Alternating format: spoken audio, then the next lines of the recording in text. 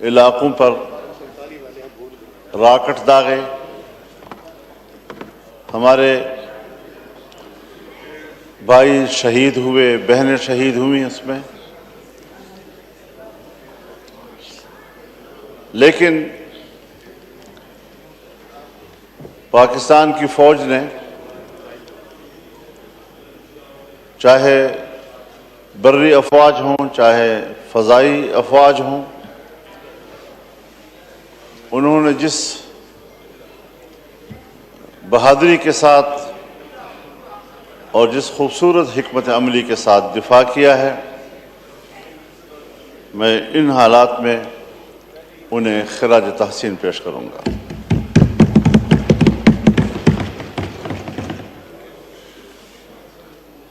آج جمعے کا دن ہے، جمعیت علماء اسلام نے پورے ملک میں آج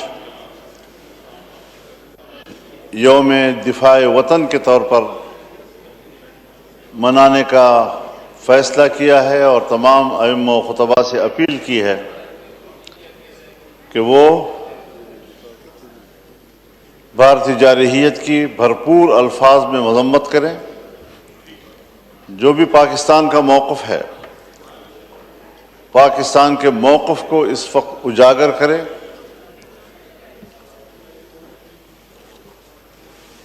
اور قوم کو متحد ہونے کا درس دیں۔ اسی حوالے سے انشاءاللہ 11 مئی کو پشاور میں ملین مارچ ہوگا، بہت بڑا، جہاں پاکستان کے عوام بھرپور طور پر اپنی یکجہتی کا اظہار کریں گے اور پاکستانی موقف کو اجاگر کریں گے، اور پھر 15 مئی کو کوئٹہ میں انشاءاللہ ملین مارچ ہوگا اور پورے بلوچستان کا عوام اس میں اپنی یکجہتی کا اظہار کرے گا۔ حکومت نے ابھی حال ہی میں کہا ہے کہ نوجوان نام لکھوائیں شہری دفاع کے لیے۔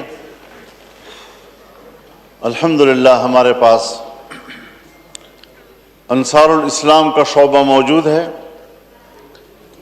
اور ہم نے اپنے انصار الاسلام کے شعبے کو شہری دفاع کی ذمہ داریوں کی ہدایات دے دی ہیں۔ جہاں جہاں بھی خدا نہ کرے کوئی نقصان ہوتا ہے، کوئی پاکستانی شہری متاثر ہوتا ہے، تو اس کی مدد کے لیے پہنچنا، ان کو طبی امداد مہیا کرنا، ان کو ریلیف دینا، جو بھی ممکن صورت ہو ایک عام شہری کے ہاتھوں، انشاءاللہ ہم وہ کردار ادا کرنے کا اعلان کرتے ہیں۔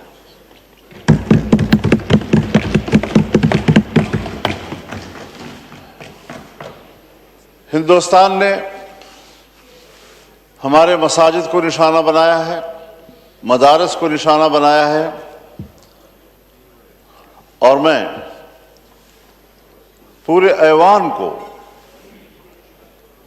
یہ یقین دلانا چاہتا ہوں کہ آج اگر پاکستان کی دفاع میں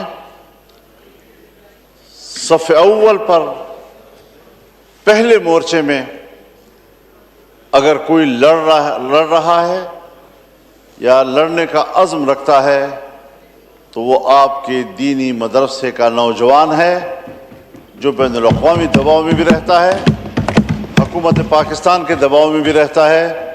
میں یہ تجویز کروں گا کہ اس تصادم کا سلسلہ اب ختم ہونا چاہیے، اور مدارس کے حوالے سے جو کمٹمنٹس آپ نے کی ہیں، جو قانون سازی آپ نے کی ہے، میری گفتگو کو محض سیاسی بات نہ سمجھی جائے، بلکہ حقیقی معنوں میں یہ ایک سنجیدہ سوال ہے جو آپ کے لیے بھی ہے، آپ نے بھی اس کو طے کرنا ہے، گورنمنٹ نے بھی اس کو طے کرنا ہے، اور دنیا کو دکھانا ہے کہ ہم ایک ہیں۔ اگر میں ملکی مفاد میں اور ملک کی دفاع میں آپ کے ساتھ ایک صف میں کھڑا ہوں، تو پھر آپ کو بھی میرے ساتھ ایک صف میں کھڑا ہونا ہوگا۔ تعاون وہ دو طرفہ معاونت کا نام ہے، یک طرفہ معاونت کا نام نہیں ہے۔ ہم اپنے تعاون اور شانہ بشانہ لڑنے کا اعلان کر چکے ہیں. پتہ نہیں آپ دینی مدارس کو کب اپنے پاکستانی سمجھیں گے اور کب پاکستانی کے طور پر آپ ان کے ساتھ روش اختیار کریں گے.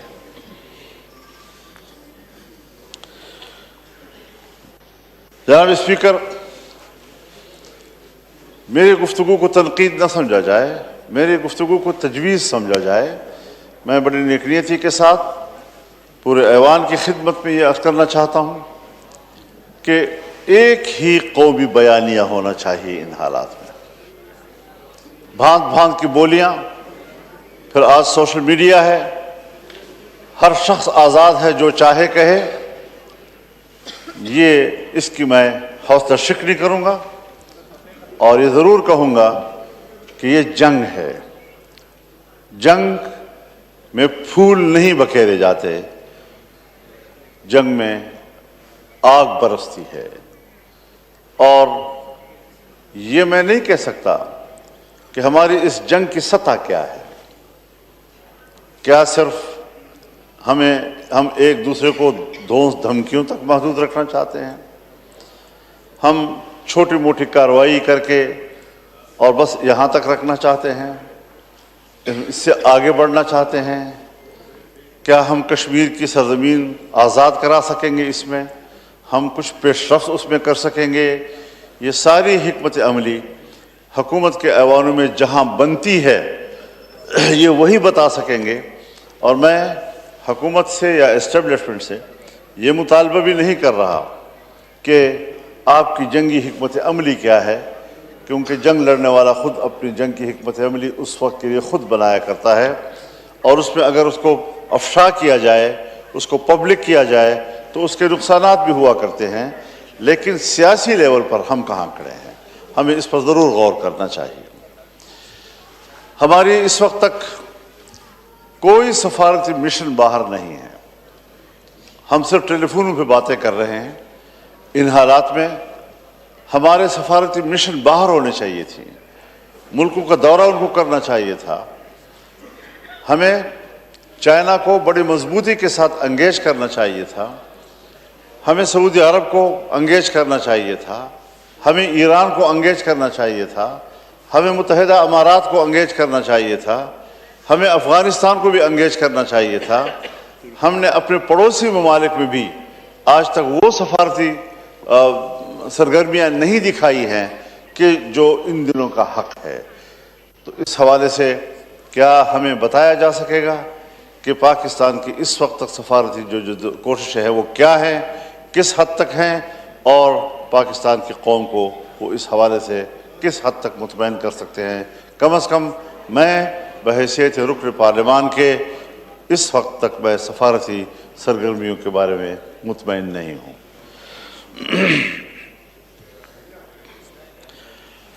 جناب اسپیکر، اس بات کو بھی واشگاف کیا جائے کہ جہاں فلسطین میں اسرائیل جارحیت کر رہا ہے، عام شہریوں کو قتل کر رہا ہے، 60,000 تک فلسطینیوں کو وہ قتل کر چکا ہے،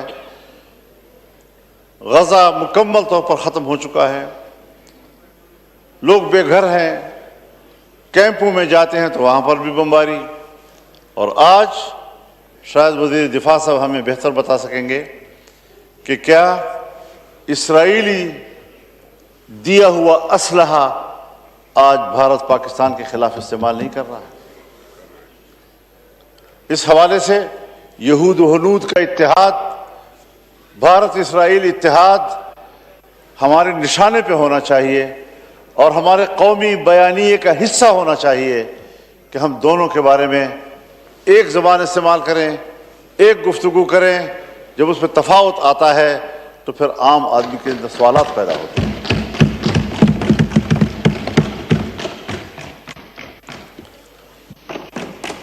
یہ وقت ہے کہ ہم اپنے دفاعی اداروں کو مضبوط کریں، ان کے پشت پر کھڑے ہوں. ہر چند کے ہمارے ملک میں ہمارے آپس میں اختلافات ہیں، ادھر حکومت بیٹھی ہے تو ادھر حزب اختلاف ہے. مانا یہ کہ حکومت کی سوچ اور ہوتی ہے، حزب اختلاف کی سوچ اور ہوتی ہے. لیکن آج ہم ملک کے لیے ایک ہیں، ملک کی وحدت کے لیے ہم ایک صف ہیں۔ ہمیں اسٹیبلشمنٹ سے گلے ہیں، شکوے ہیں، وہ اپنی جگہ پر رہیں گے، لیکن جب وطن عزیز کا سوال آئے گا تو وطن عزیز کے معاملے پر وہ ہمیں اپنے سے آگے پائیں گے، پیچھے نہیں دیکھیں گے۔ مولانا صاحب گزارش ہے۔ میں یہی سوچتا ہوں کہ سوشل میڈیا ہو، ہمارے انفرادی طور پر بہت سے لوگ اس قسم کے کچھ پوسٹیں لگا رہے ہیں جس سے کہ وہ جنگ کو مذاق سمجھتے ہیں، فوج پر بڑا ناپسندیدہ قسم کا تبصرہ ان کا ہوتا ہے۔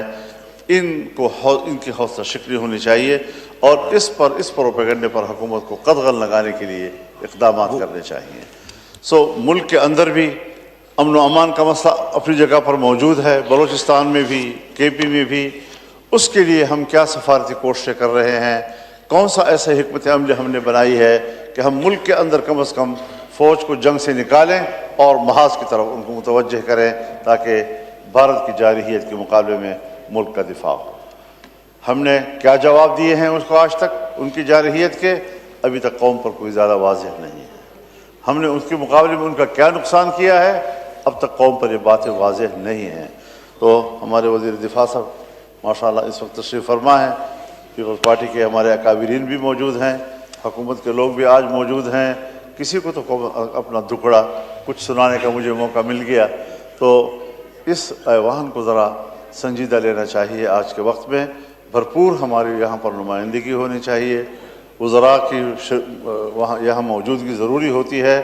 حکومت جو بات کرتی ہے آپ سے مخاطب ہوتی ہے، لیکن اس کا خطاب آپ کے واسطے سے ایوان کی طرف ہوتی ہے، حکومت کی طرف ہوتی ہے، اور اگر حکومت کو کوئی سننے والا ہی نہ ہو، کوئی ذمہ دار اس کو رسپانس کرنے والا نہ ہو، تو پھر ظاہر شکایتیں پیدا ہوتی ہیں۔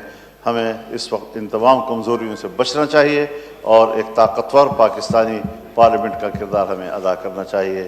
میں بہت شکر گزار ہوں۔ وآخر دعوانا ان الحمدللہ۔